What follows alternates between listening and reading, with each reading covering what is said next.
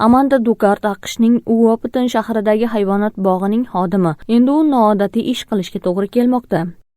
At 3 o'clock in the morning, Tаңкы саат 3-тө мага коңгуроо чалып, тез келип балаңды алып кет дешти. that's when I became a mom. Bir necha kun oldin bu kichik kenguruning onasi o'lib qolgan. Most of the Адам баласынын өсүүсү биринчи эненин ичинде болгондой эле буларда да энесинин башыгында өсүп жетилет. Endi Amanda kecha-yu kunduz kenguru bolasiga g'amxo'rlik qilmoqda. Shu bilan birga boshqa ishlarni ham bajarishga ulguryapti. I'm working all the time, but Мен I тынымсыз still have a baby иштеймин, to take бирок care of, кичинекей and, I кенгуруга can да sympathize кам with көрүшүм moms керек. now.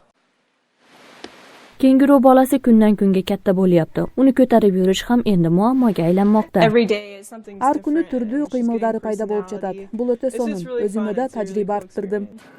Amanda qancha bo'lsa ham unga g'amxo'rlik qilishga tayyor ekanini Really ma'lum hoping qildi. she survives.